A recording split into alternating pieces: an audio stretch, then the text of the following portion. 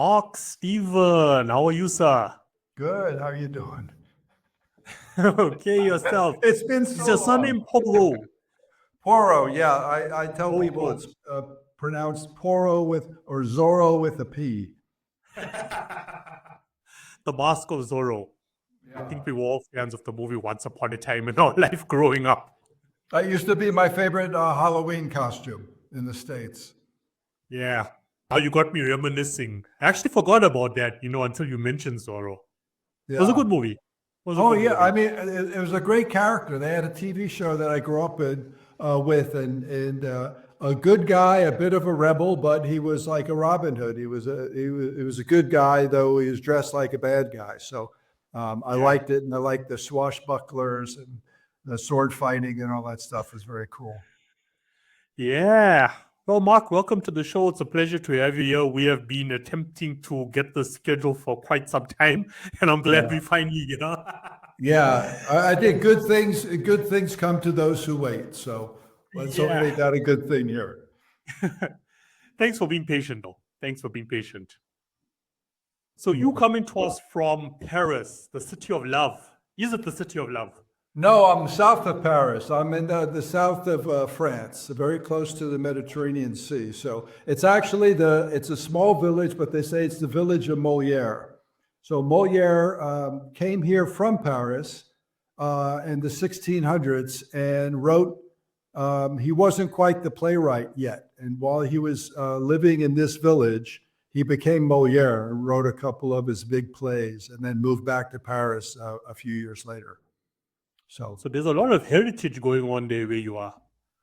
I think in all of Europe and stuff too. I heard one of your earlier podcasts talking about how new America is. And yeah, where I live in this apartment that you see is almost 500 years old. And it's just very cool. There's a lot of art, political, and theater history here.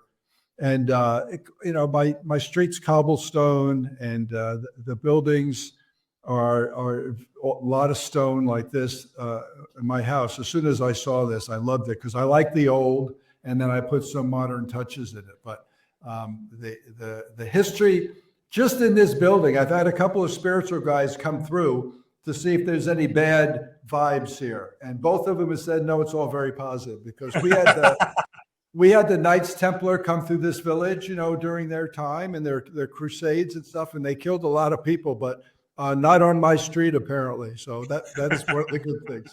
So no ghosts are haunting me or anything like that. Yeah, clearly. If I recall correctly, in that conversation where we were discussing how new America actually is, I'm sure Europe was mentioned as having a lot of history.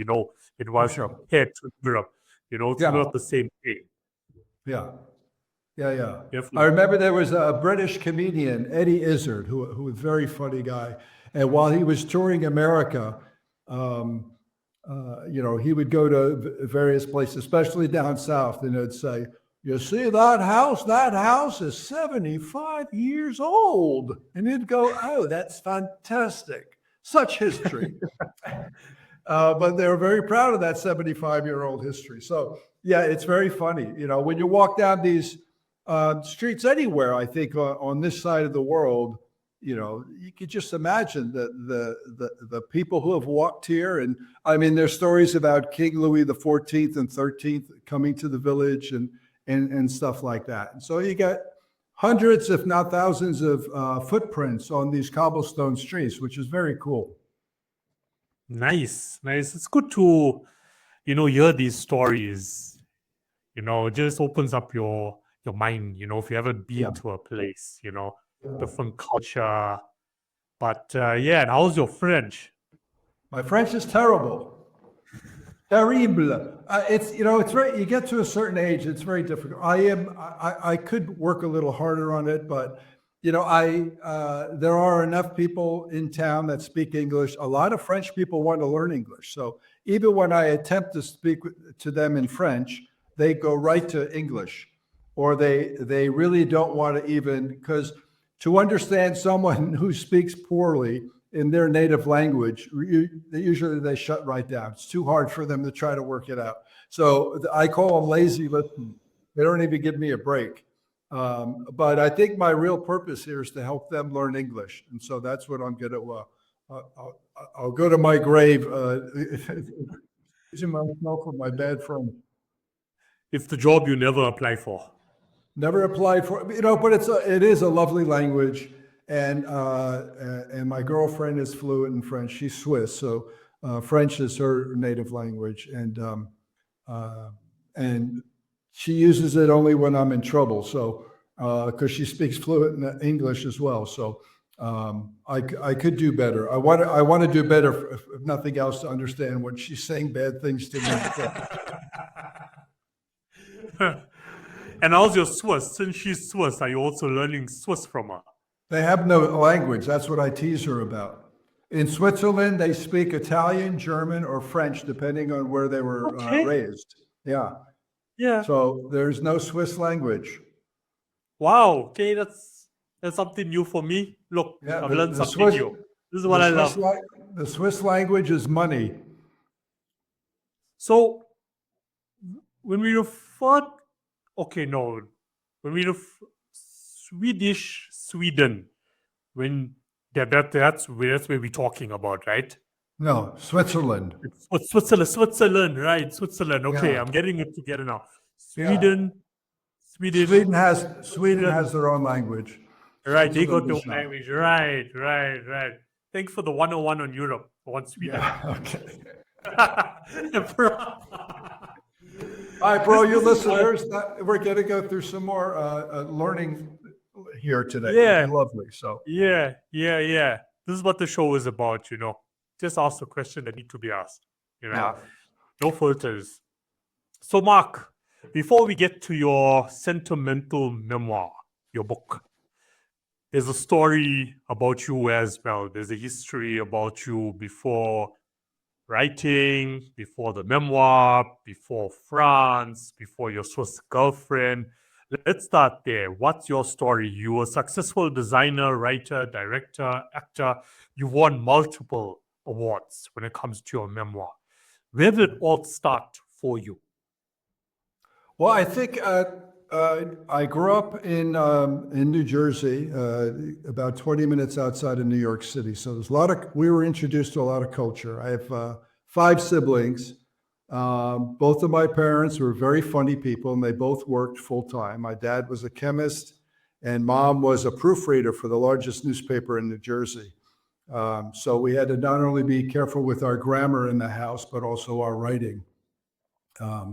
And both were very funny, and fortunately they passed that down to the kids. So our house was full of a lot of, I guess, fun and humor, and it played a big role in my life all along. And so funny kind of comes naturally to me, and I always like to create funny characters, and I did funny cartoons and played funny music. I was not a good musician, but I wrote funny songs. And so I covered up my lack of talent with the guitar, and had funny lyrics and stuff. So I got away with that. And then eventually I went to school originally to become an eye surgeon. And after I went to the Ohio State University, and I decided in freshman year that was going to kind of be a boring profession for me. I liked it, but I was going to be in school for about 12 years. And I had a strong creative side. So I switched over to industrial design. And I didn't even know that profession existed. But I looked through the curriculum book and read this thing. And it was great because it married my interests, which were math and science and art. And they had one of the best schools in the country. So I really lucked out. And so I did that for a while, but my MO in life is usually I get bored and move on to something else. So I've certainly done that with my relationships, and I've done it with my career. So after doing design, and I still do design. I mean, I love the whole discipline.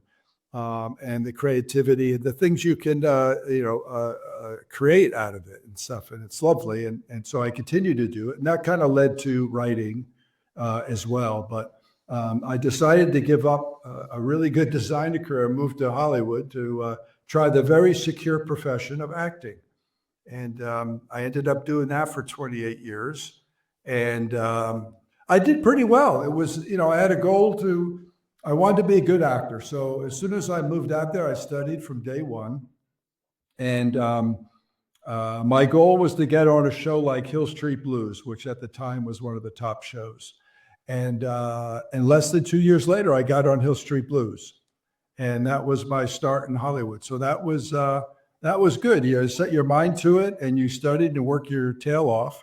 And I got on Hill Street Blues, and that kind of opened doors to some other things. And but I always designed on the side because I liked eating, and I didn't want to be a poor actor because even though let's say I did the Hill Street Blues, I didn't work again for 7 months, and that's not unusual in Hollywood.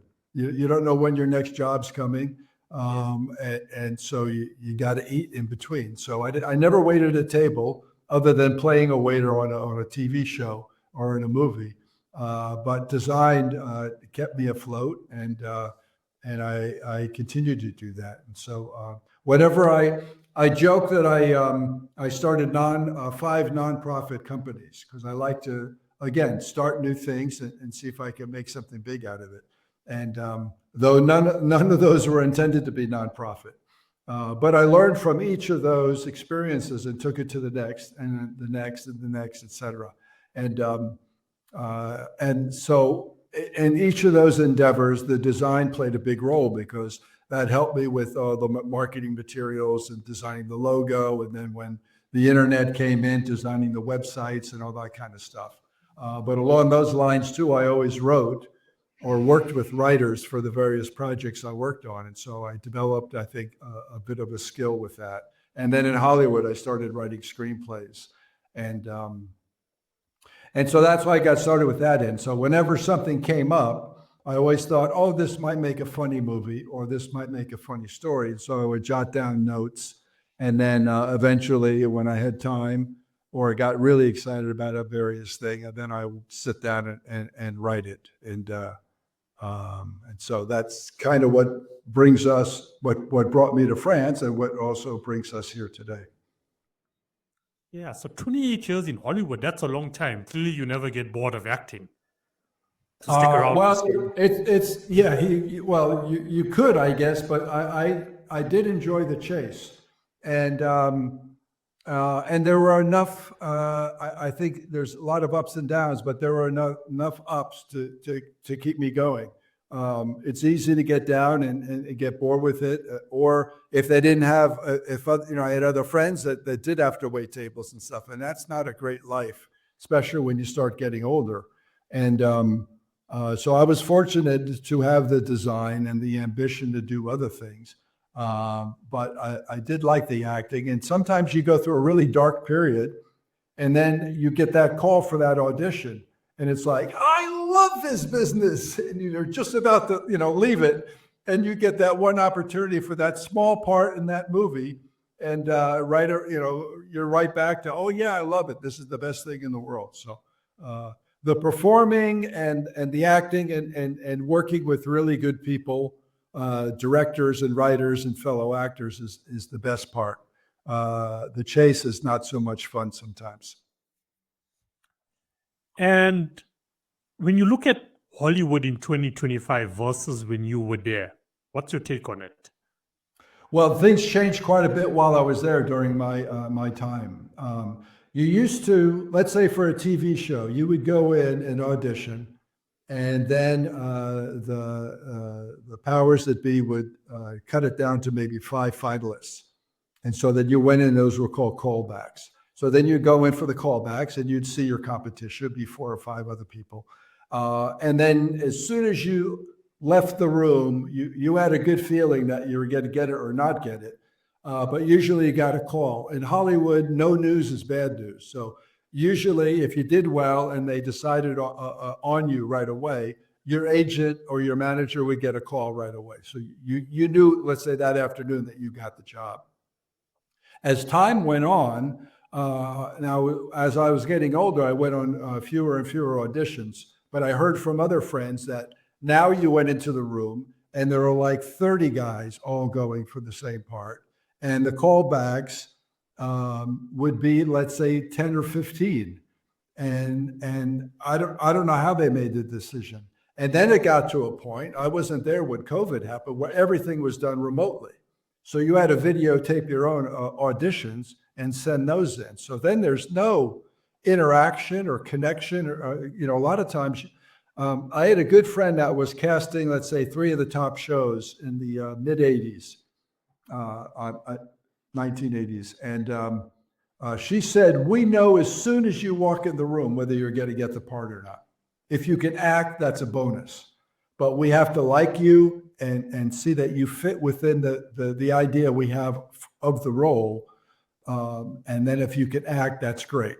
And I thought that was amazing. So to have that instant rapport, that initial, that first impression was very important. And when you're doing that on videotape and all that stuff, it's almost like Zooming now. No, but we don't have that. We don't have this interaction. So you would just see me go, hi, da da da da da, and that's it. And the people go, click, you're done. You want to have some kind of, and sometimes you can charm them into another take, or even there was one role that I wish I wasn't right for, but it was a chance to meet a big director and work on a big project. And I went and I knew I was wrong for it. I should have just said, listen, I'm wrong for this part, but I love this project and I love the subject matter and I really want to work with you. So I will do any other part that you think I'm right for. And I wish I did that on that project because I knew I wasn't going to get it. But for some reason, they called me in for this part that I wasn't right for. And I thought, well, it was at least an opportunity to get in front of somebody. But I wish I think had the confidence to say, listen, I know this is wrong for me, but let's do something. So there are some ways, when you're in a room with somebody and you can actually talk to them and bounce ideas back and forth, it's very helpful. And so nowadays it's very different. And I can't even imagine what it's like now. But I can give you an outside view, okay. my opinion on it. So, 2 main things for me, with the rise of Netflix, the quality in Hollywood isn't that great anymore. At times, I would watch a movie that was released in the early 2000s, mid 2000s. At that time, I was still in school, and I enjoy it. Watching it in 2025. I get it. It's enjoyable. It's funny. I watched The Wedding Crashes. Have you watched that movie? Yeah. Yeah. I watched that the other day. It popped up. I'm like, wow. When last did I watch this movie? Well, it's been a long time since I watched this movie again. And I watched it and I was laughing my head out. Some don't hold up, but that one does. Yeah. But if I watch a comedy movie coming out of Hollywood now, I'm like, it's okay. Well, it's tough. It's yeah. There's still some brilliant work coming out there. Yeah, we frozen a bit. I just want to wait. Okay, we're back. Yeah, we're back. That is. I'm not saying all is bad, but right. That's my take on it. The second thing, based on what you've been telling me about auditions, I feel social influence has a lot to do with who gets a role these days. It's like a musician, right? If you're still chasing a fancy 360 record label deal, the label's not concerned about your talent any longer. They want to know, okay, let me look at your social media platforms. How many followers do you have?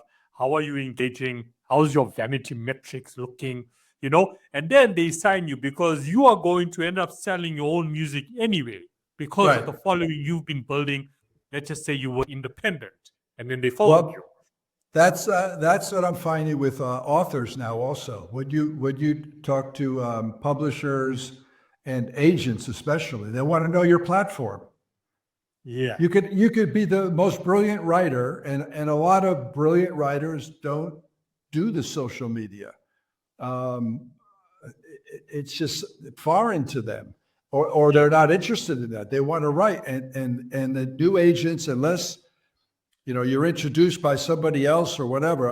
I don't know to get through that door, but I find so much that people go, you got to have at least 10,000 followers on Instagram and 40,000 followers on Facebook. And I said, if I have all those, why do I need you? Exactly. Because there's people making a fortune self-publishing. I'm not, I haven't gone that route yet, but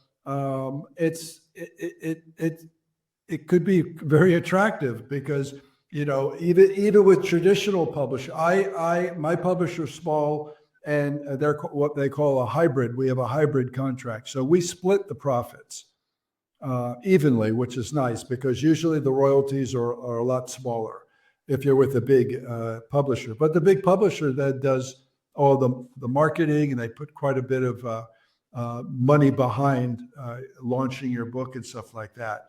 And I didn't quite have that, let's say, with my publisher.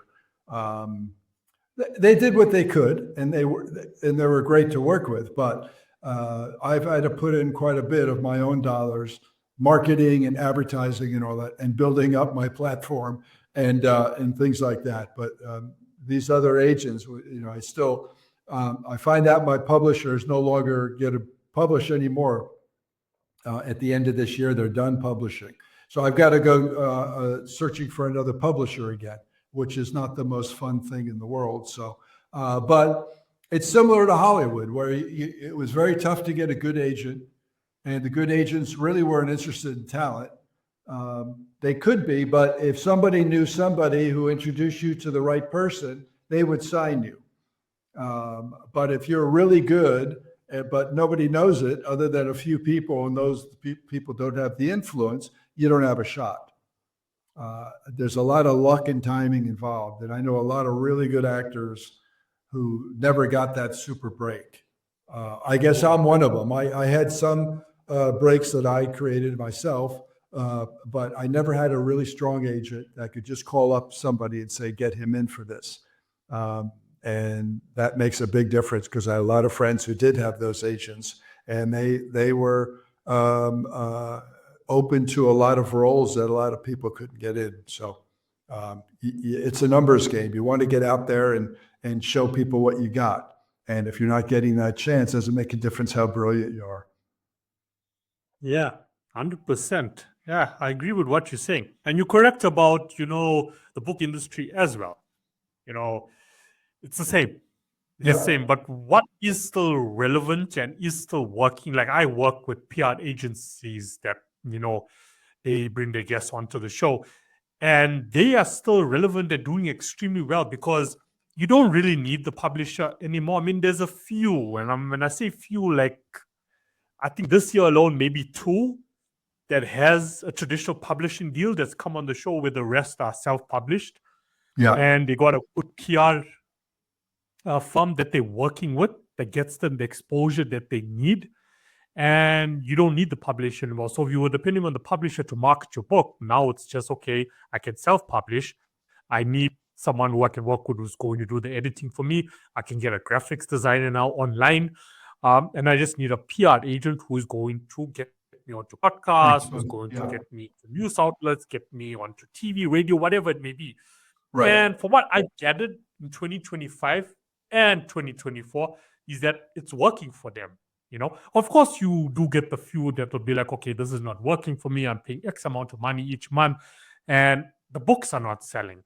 But then I bring different publicists onto the show, and I'm like, these are the concerns. And they're like, look, we're not magicians. If you were magicians, we can get 1 million books sold. But we're not magicians. All we can do is bring you the best exposure possible, which I do understand. It's like I can upload this podcast in the next 2 days, chat you with Mark Steven. I don't know which way it's going to go.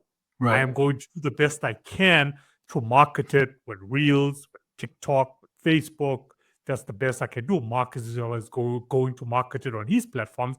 That's what we can do for now. And let's see how it goes. Some do great, some don't. That's just the nature of the business. Right. So it's changing, the game has already changed. And for me, I feel we are going to see a lot of changes, in the book industry, in the music industry, in the film industry. Netflix has just bought Warner Bros. So, huge change happening there. Right. And Yep. Netflix will dominate the market, as the years unfold. But that's just where we are now. And as creators, whether it be a musician, whether it be an author, whether it be an actor, we have to learn to adapt. We have to learn to change. Unfortunately, an author has to go home and be like, okay, let me set up my Facebook account. Let me set up my Instagram account. Let me set up a TikTok account. Let me promote my book in these areas. I have to do it.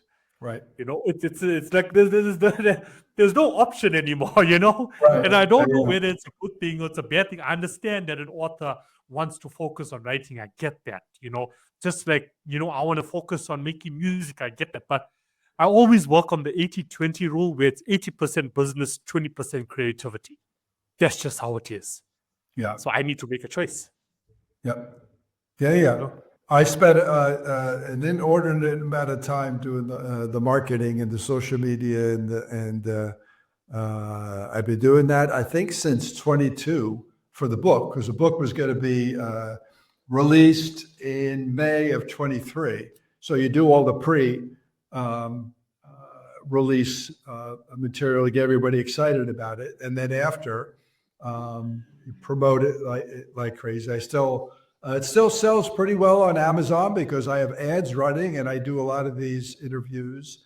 And luckily, it's won a lot of awards. So each award, I make sure everybody knows about that, and that helps certainly with sales and exposure and stuff like that. But it's a good story. It's a universal story, and it's one that is, I say, it's timely and timeless. So I'm fortunate that I have that being the main subject of my book, because most of us, if not all, have had mothers, and if they love their mothers, they will love my book. So, yeah. Okay, continue. Let's get into the book. You can name the book and you can get into it.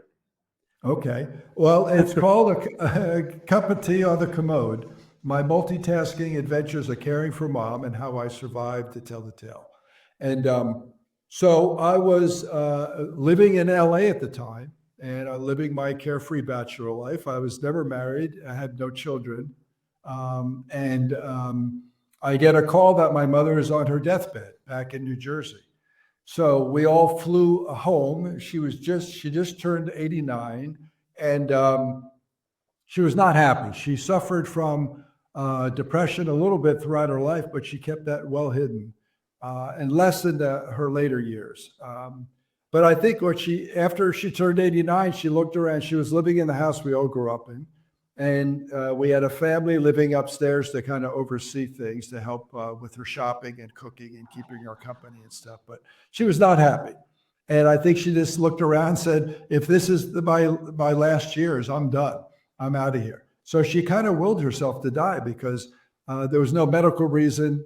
There was no physical pain or anything like that. So she just I called it a semi-comatose state. So she's laying in bed, non-responsive. Her doctor didn't even come over and see her. The doctor just said, she's going, so call hospice, cut off all meds and food, and let her go. She's transitioning. And it was like, what? So we all, my siblings and I all came home, and I have a chapter in the book that I called it a silent scream. So I think it was a cry for help. She wanted some love back in her house, and certainly back in her life. And with all her kids being there and being concerned, she eventually snapped out of it. So about 3 weeks later, she finally woke up, and that was it. So that's during those 3 weeks, my younger sister and I hung out with hospice. And we learned how to care for a helpless patient lying in bed. And because we wanted to spend as much time with our mother, as much as possible for as long as she wanted to be there. So we didn't know if it was going to be days or weeks or what. And I think she felt that. So she felt the love returning. to her house. And when she snapped out of it, I started kind of looking around saying, I think my mom deserves better. So I'm going to have to step up and do something about that. So I didn't move back right away, but I stayed with her for a number of weeks and then went back to LA to tie up loose ends. And then actually I came back a few months later and asked her if she wanted me to come back and do this because I had a real special relationship. I was the youngest son and I had a really cool relationship with both of my parents. And I think being the actor and one of the curious kids, I got them to both open up over the years about a lot of things they didn't want to talk about. And, they came from a generation where you kept your emotions to yourself and you kept a lot of uncomfortable subjects to yourself. And I got them to both open up. And I think it helped us grow as more as, let's say, friends, as opposed to a son and a parent. And it was very cool. So when I asked my mom if she wanted me to come back and do this full time for her, she trusted me, and luckily my fellow siblings trusted me. And so by the end of that year, I moved back.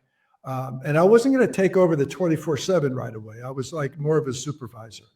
And but eventually we found out that it was very difficult to hire good caregivers. And so eventually I did take it over full time. So my first kid was a 90-year-old guilt-tripping, sharp-tongued, stubborn as all get out lady who happened to be my mother. And so that was it. I was a first-time parent. Wow. There's so much to unpack here, Yeah. Like this message, this story that you want to share, with the world impacts us all, makes us all think, right? All right. Thinking, where to start. I'm also the youngest, just like you. So I understand that relationship that you have with your parents, especially your mother, is different than the middle or the elders. Right. That's like normal. And no matter how old you are, how far you stay, you will always be seen as the baby, always. Well, I'm the second to last. I have a younger sister, but as far as the sons, yeah. And I think, yeah. Still the youngest son, yeah.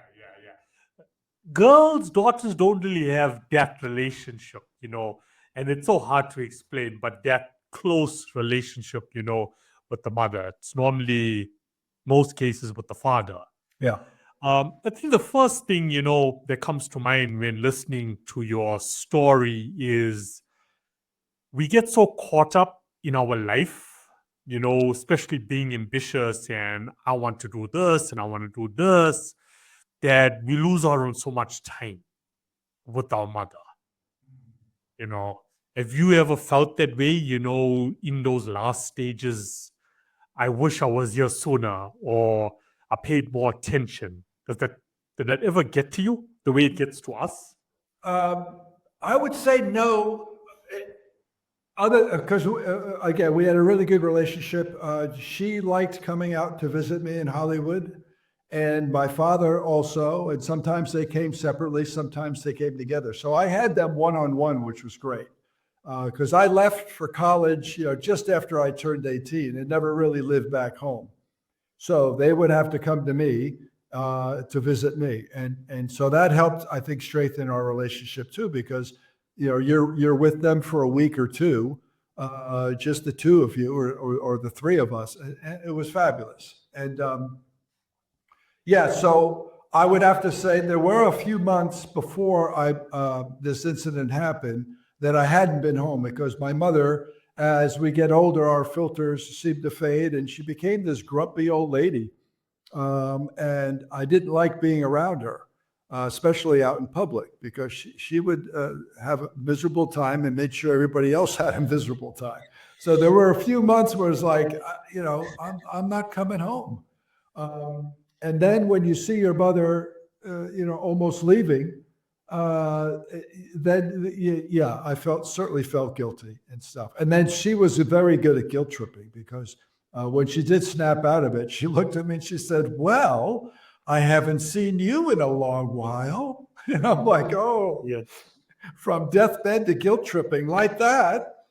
She was Yeah. very good at it, but it hit home, and I think that might have been one of the reasons I wanted to jump in as well. But the main thing was my mom deserved better, and if there were some great people there, maybe that would have changed things. But I felt like I'm the guy who's going to have to do this, and being a son also was kind of fun because I took more of a romantic approach.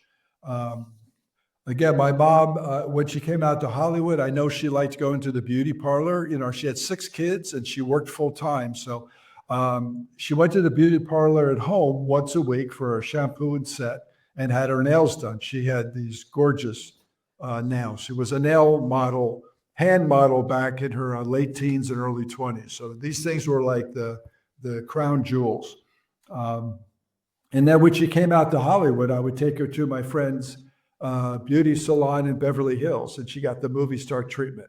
And I knew she loved that. And so when I moved back, her hair wasn't really cared for. She didn't wear makeup. Her nails, I think, were still being painted, which was lovely. But no lipstick, and it was like she wore these frumpy clothing and things like that. And I'm like, I got 3 sisters, and they're not catching this. And so first thing I did is I wanted to return some dignity to her. So I bought her a new wardrobe.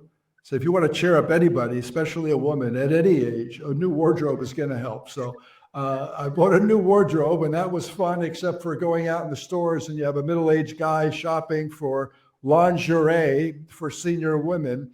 I got a lot of funny looks and stuff. It was very uncomfortable. But I did discover a fashion niche that needs to be filled, which is attractive clothing for seniors. There were all these night dresses and day dresses were these drab things that she had, except they were less, let's say, worn out. So I found some stuff that was not age appropriate. Well, it looked good on her, but I took out, I eventually went online shopping for my own security. And originally I put in clothes for seniors, and I didn't find anything that was attractive.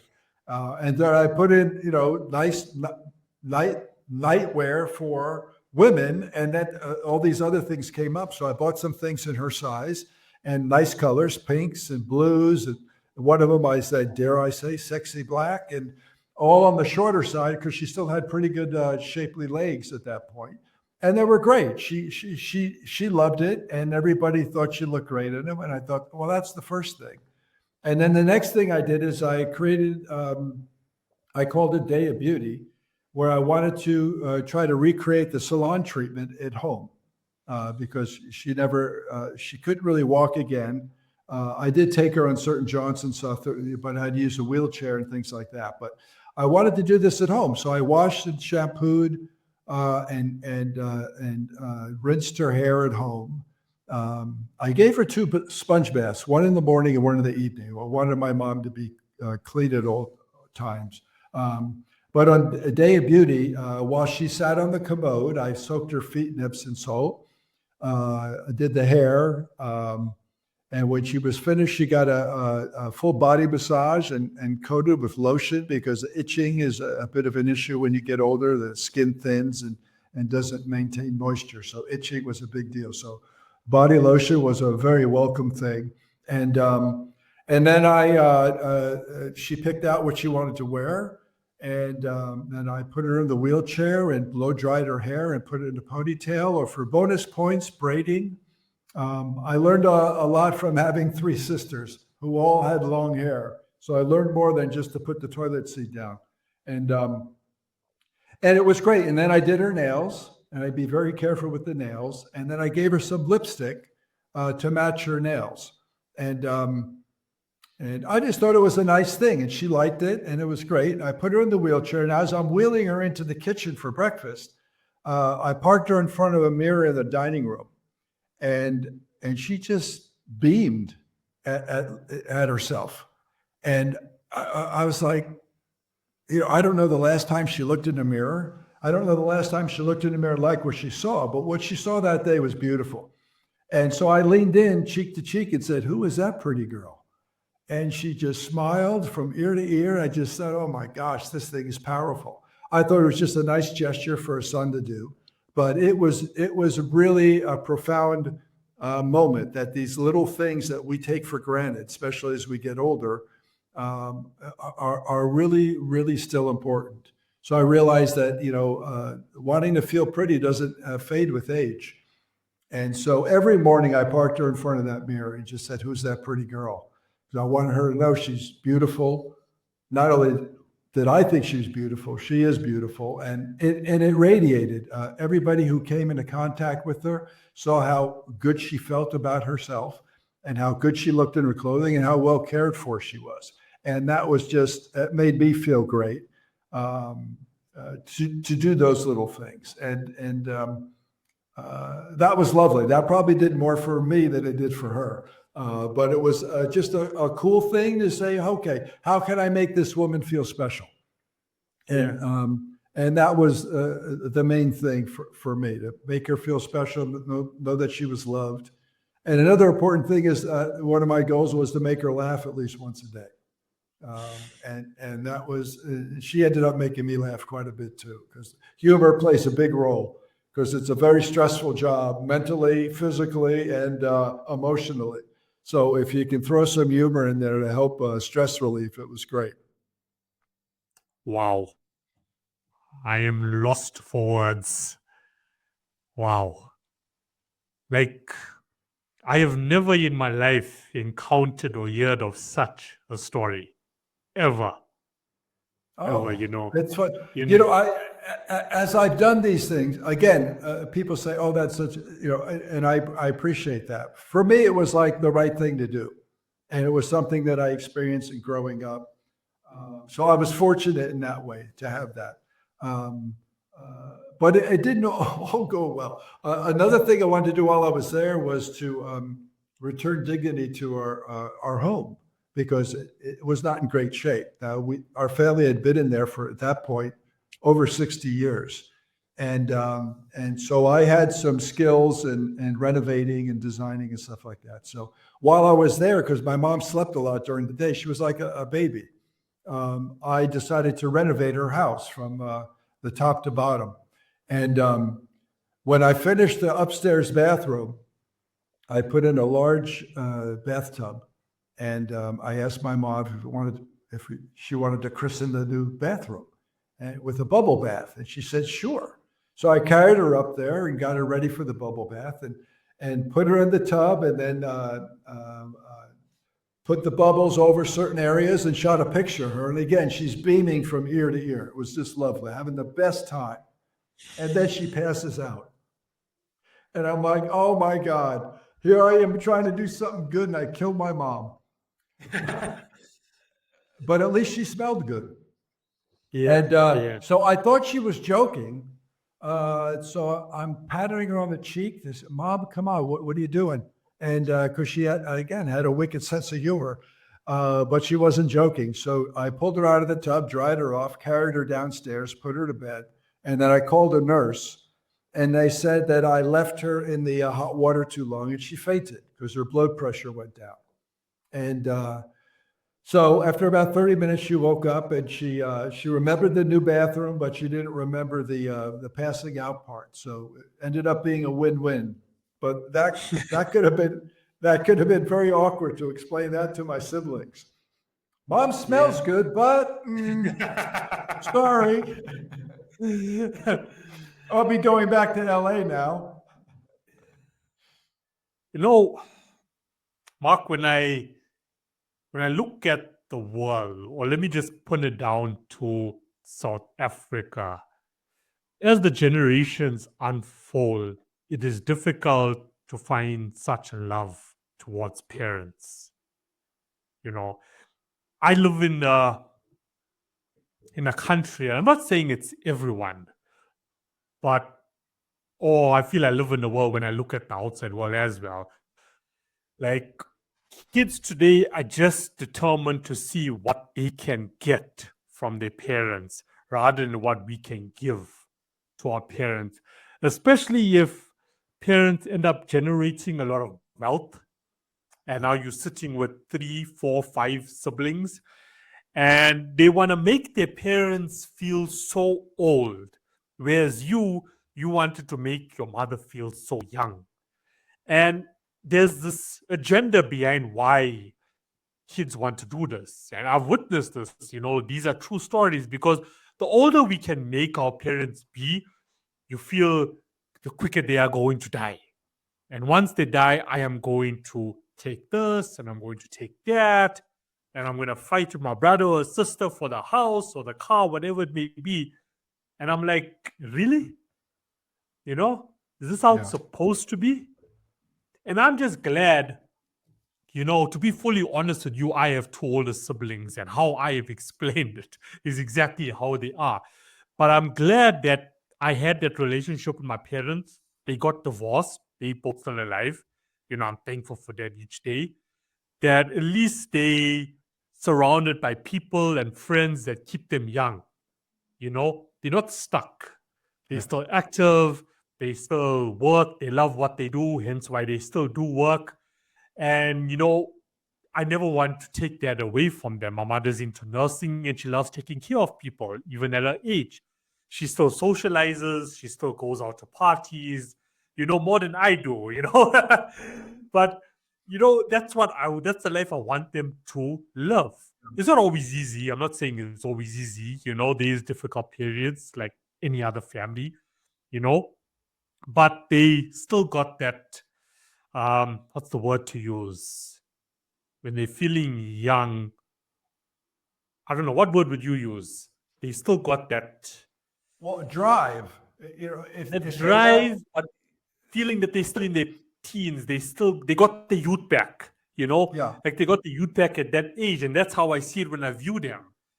But that's a small percentage, So I'm hoping, that I can get this message, your story out to the kids out there so they don't live with regrets, because sooner or later, and I believe in karma, right? Sooner or later, that will come back to haunt you one day.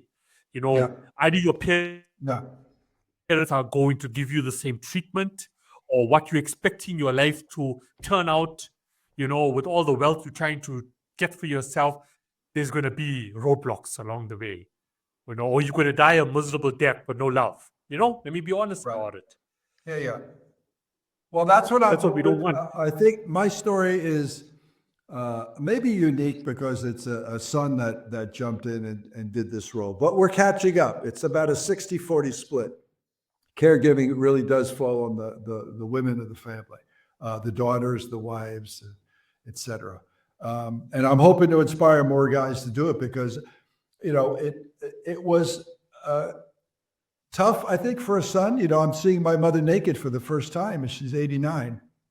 And I think maybe that's where the acting came in, because I said, I'm taking on this role as, let's say, the caregiver, and I got to get over it and on with it because I've got work to do. And so there were no lines that we did not cross, or I personally did not cross, because as the caregiver, you got to deal with all of it. And so you try to find the humor in it. But you also, if you're not comfortable, I tell people, let's say, if they want advice, if you're not comfortable taking on this responsibility and the role of the caregiver, because you got to deal with all that stuff, body fluids and all that business, don't do it, because you don't want your loved one to feel guilty and put them in a position where they're like, I feel bad that I've made you do this. You want to do it out of love and joy and at least the best you can. So I tried to keep my emotions and any discomfort out of the room. I certainly had some, but I either had to suck it up, and that's, I guess, where the acting helped. But there are times where, out of the 6 children, I'm the only one wiping my mother's butt several times a day, and I'm the only one whose name she couldn't remember for a period. So I could have taken that very personally, but I thought, again, she was just kidding. one morning I went in there and she says, now what is it I call you? And I've been taking care of her for several months at this point. All the cooking, all the cleaning, all the everything. And I said, you're kidding. Yeah, right? She goes, no. I said, name your children. Laurel, Michael, Cal, David, DC. And stumped. So I said, I'm Mark. She goes, Mark, okay. Mark with a K? I said, yes, Mark with a K. You named me. And she said, I had still no clue. And so I said, I'm your favorite son. And she says, well, I don't have a favorite. And I said, well, you have a favorite to forget. So instead of getting mad, I wrote my name on big block letters and taped it to the ceiling, a piece of paper on the ceiling. So when I came in the morning, she'd be laying in bed and I'd say, good morning. And she'd look up and see the visual aid and come back and very proudly say, good morning, Mark. And after a few weeks of that, she didn't need it anymore. But I thought that was interesting. So I have a chapter in the book, does wiping a loved one's butt cause amnesia? And I think I have evidence that it does. So again, those are things you could take personally, but you don't. You got to roll with the punches because they're still your loved one. They're going to be a little slower. Their mind may be a little off, but they're still the same person deep inside. And so, I guess I tried to find the humor in it, and so that's what I put into that chapter because that's just part of it. And how did your siblings feel about it? Well, they were very good. They trusted me. Once I jumped in, I knew I was pretty good at once I set my mind to something, I do it 100%. And I think they all knew that. And they knew I had a good relationship with my mother and a good relationship with most of them. So they knew and trusted me. And my mom trusted me. So that was great. So they kind of backed off. When I needed them, one older brother would still come every Tuesday and cook dinner and do the night shift to stay in practice in case anything happened to me.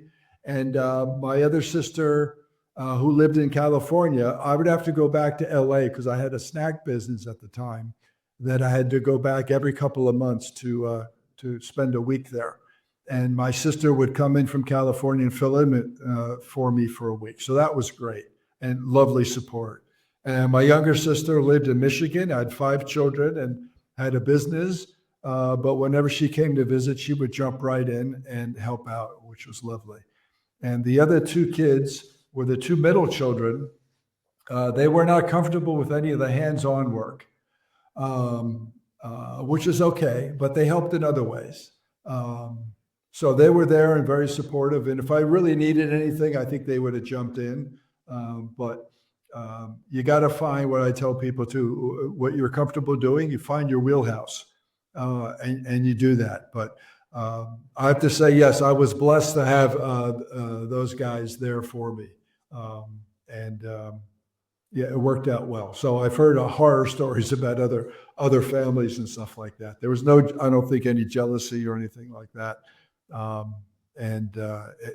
It all worked out pretty well. Yeah. No, I think we both get the same stories, what goes on in other households. And it's just so unhealthy, when siblings can't get along and it's for a good reason. Yeah. That's terrible. Yeah. But I mean, hopefully your book is changing that, it's changing that sort of mentality and mindset and how we view the situation. Yeah. I think what I learned, especially not being a parent, I really learned what unconditional love was all about. Because again, my MO in the past is if I got bored with a relationship, I moved on. If I got bored with the business, I moved on. And I like challenges and I like adventures.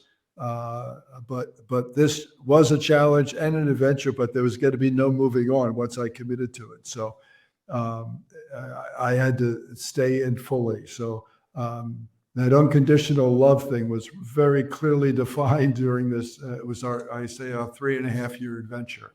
And And it was very important. And also it helps with, I think, with the acting and also my design.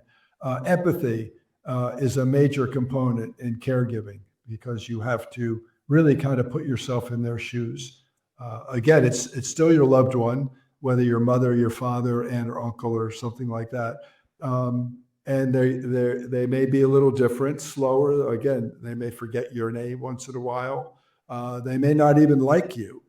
But you've got to, I think, put yourself in their shoes and really try to understand what they're going through and try to work through that. Sometimes it's not easy. There were times, my journey was not perfect. I was not a perfect parent. There were a few times it was pretty funny. My mother, neither of my parents swore. And my mother was very upset if I ever swore. And there were times it did get very stressful, and I would let a few choice words out, and my mother would be upset, and she'd say, I don't like you swearing. And I'd say, yeah, I know, but it's tough being a parent. And this is a woman who raised 6 kids, and she goes, but I never swore. And I was like, oh my gosh, you're right. So what she did is, when she got mad, she said things like nincompoop or fudgy wudgy, or if she really got angry, she would say, oh, I just want to spit. And I think that's something they said, but the 30s or 40s or something. When my dad wanted to swear, when he got angry, it seemed like food came to mind because he would call people chowderheads or you're full of soup or get the ham out of here, I think was his favorite.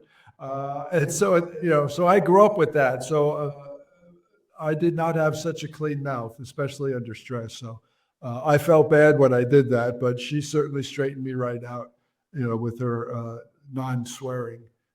So that became a bit of an issue, but I had to, again, I knew that would upset her. So I had to be careful and mindful of it was her house.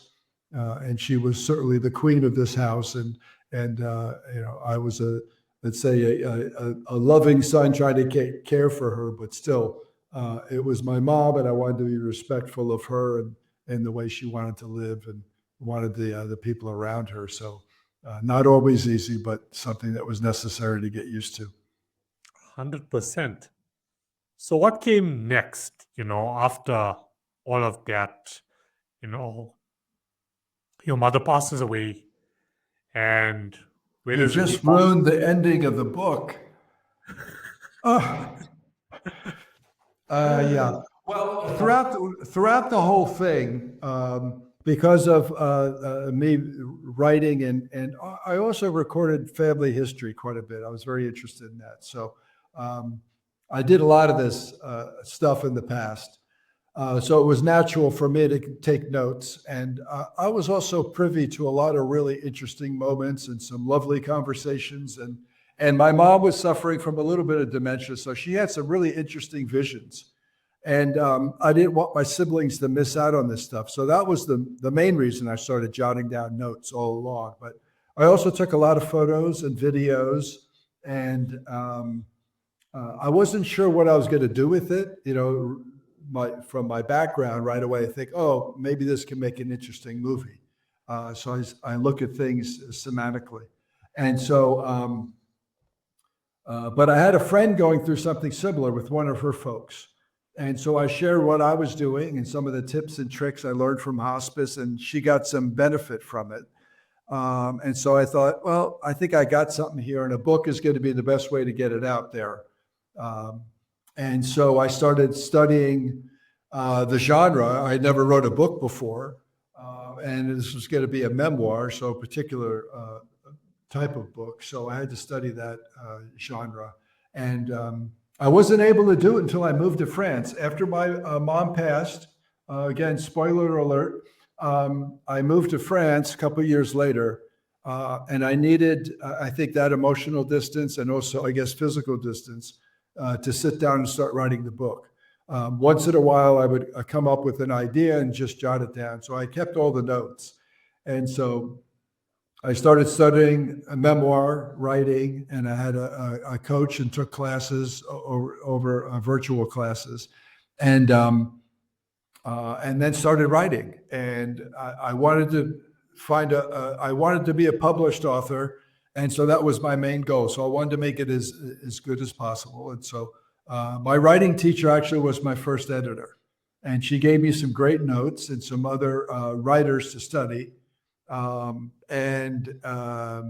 then did a rewrite and then started hunting for publishers. And I found actually 2 publishers that were interested.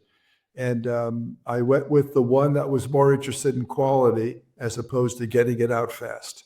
And we spent about 1.5 years with their editors reworking it.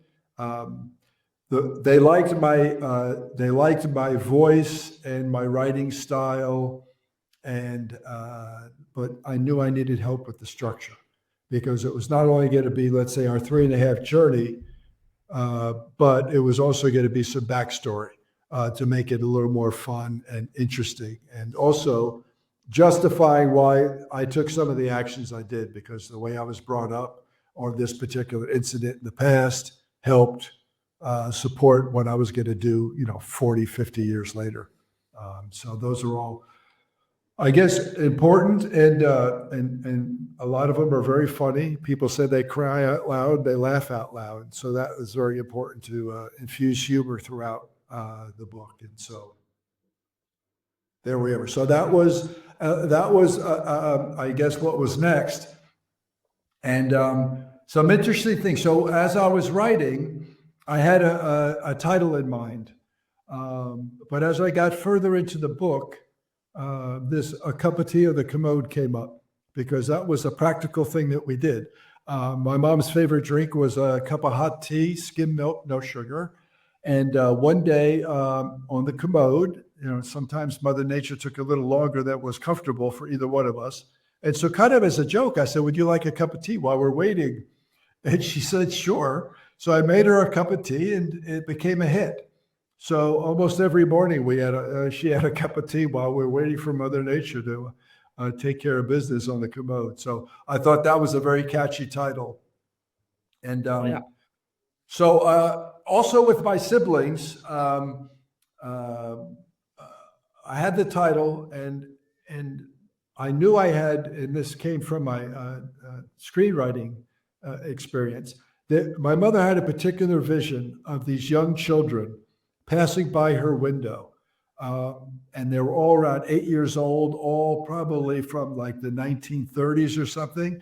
And she had this vision repeatedly. She had a number of visions, but this one she had a number of times, this parade of children that passed by her window.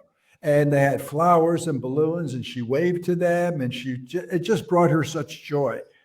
And I thought, well, that's a wonderful thing to put in a movie.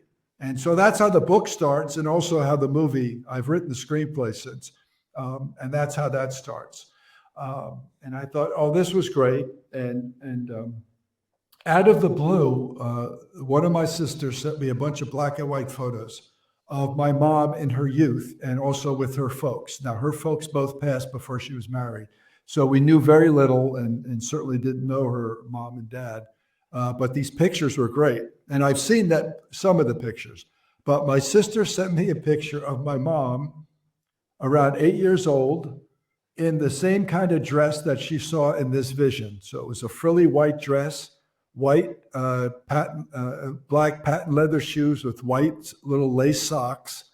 And she had a little haircut that she kind of described with these kids. And she's holding flowers sitting on a bench. And I said, that is just perfect for the cover of this book, because I think what that represented, and I guess from writing it and going through the story, I think that might have been my mom's happiest time in her life. And that's where she wanted to go when she went to heaven. And it was just perfect. When she said that, I said, I don't know how you did this, but this is the cover. And it's lovely. So the book ends with a version of that vision, as does the screenplay. And I really think that's perhaps Mom's happiest time in life. I can. What do you have the book with you? Pardon me? Do you have a copy of the book with you? Of course. Oh, so there's the cover. Yeah, so that's Genevieve. My mom was Genevieve, and she was, I guess, about 8 years old, and she's holding flowers. And again, it's a dress like she looked like she just came out of church, and that was the all the girls were dressed in something similar, and the boys all had starch pressed shirts with black pants, and they had balloons, and the girls had flowers. And it is a lovely, it's a lovely vision, and I think thinking that she went there, hoping that that's where she ended up in that point in her life in heaven, made saying goodbye to her so much easier because it was a beautiful way to go. I was with both of my parents when they took their last breath, and they weren't in pain. They were surrounded by love. One sister and I was with my dad 14 years earlier, and then my youngest sister and I were with my mom when she passed. And again, they both died in their homes, in the beds, in their bedroom, with two of their children with them as they left. And so, if you're gonna go, that was a beautiful way to go. Yeah. Wow. What a story. What a story. You know, as I said, this is one of those stories where you just like lost for words, But I mean, you are such an extraordinary human being, honestly. And thank you for writing the story. Well, It's a story, as I said earlier, it's needed in the world.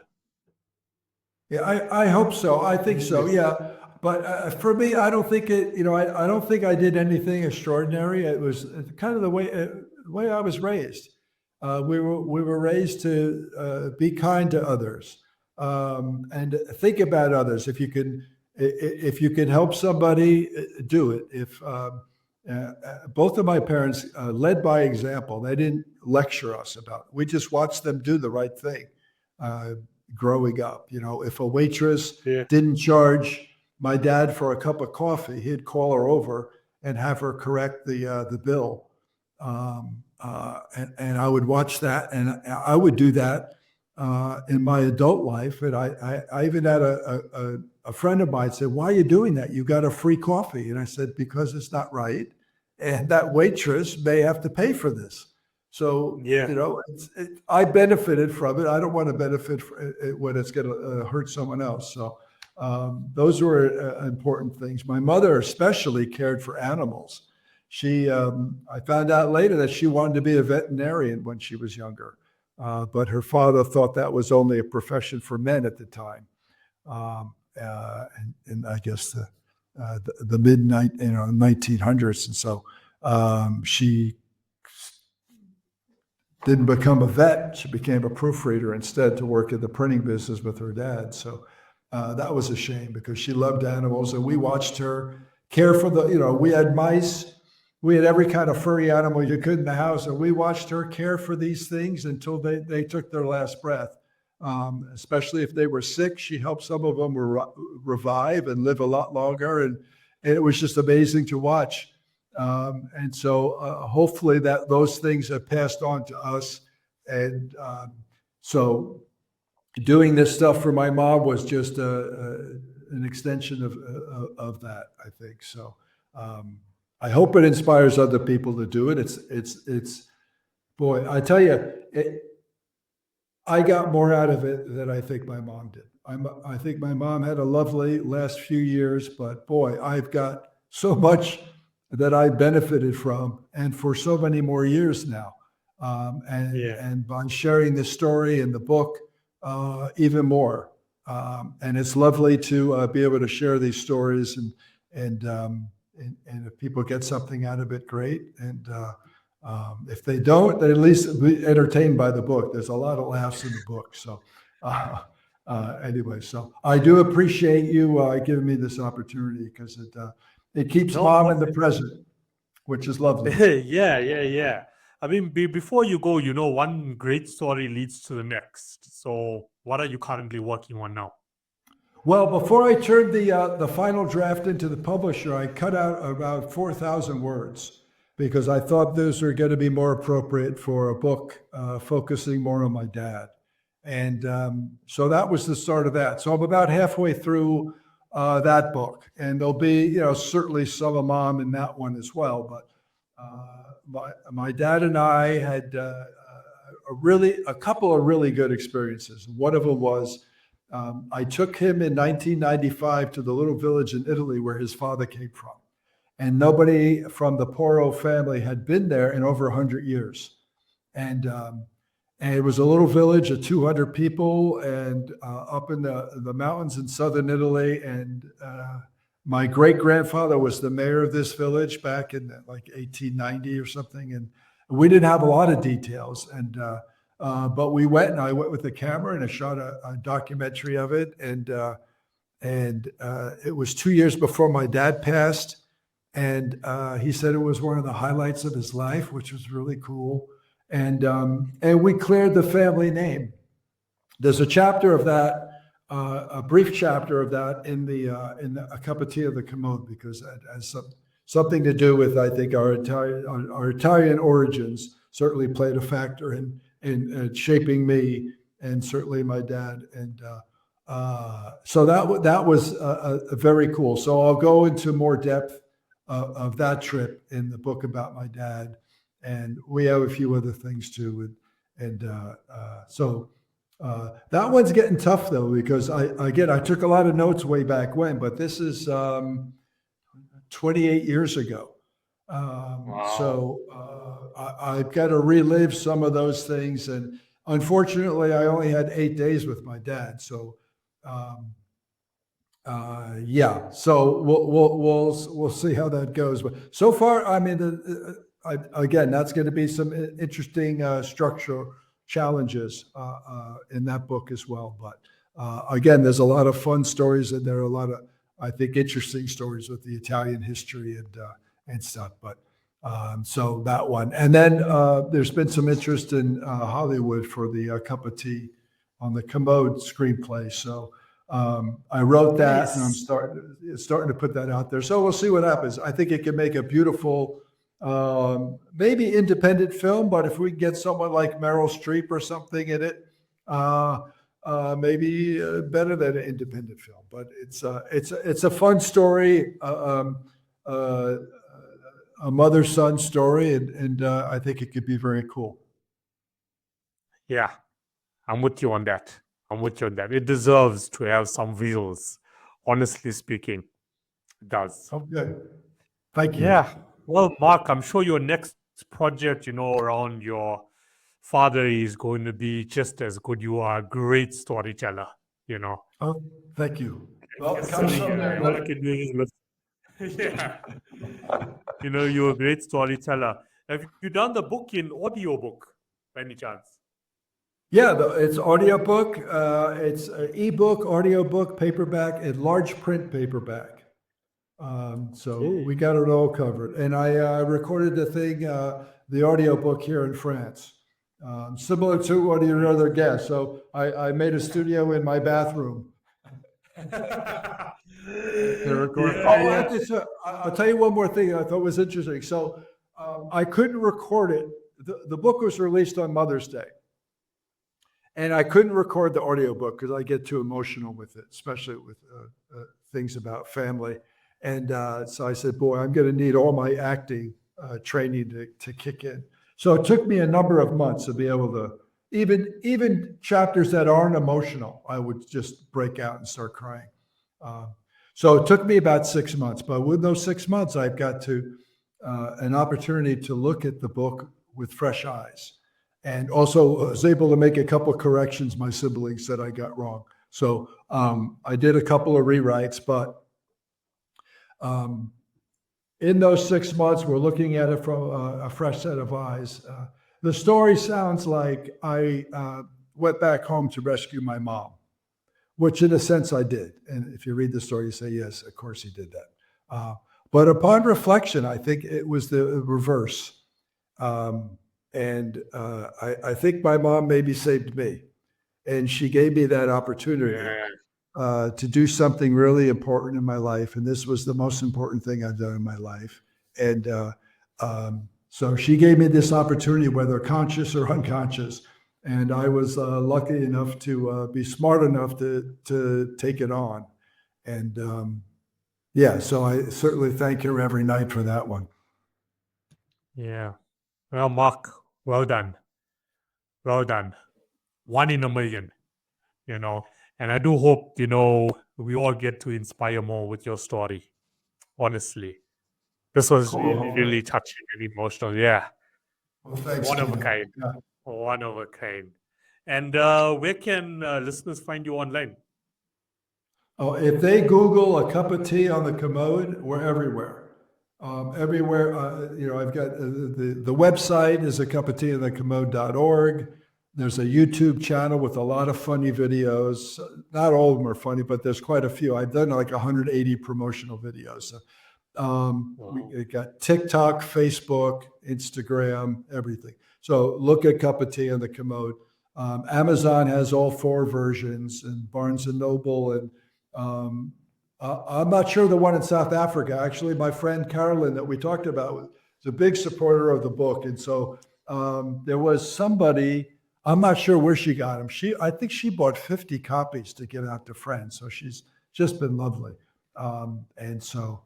You can find the book online. It's easy to find. And if you want it autographed, you come to the south of France and I'll autograph it. Well, who knows what the future holds? Maybe I'll visit you one day. Oh, cool. Hey, let me know.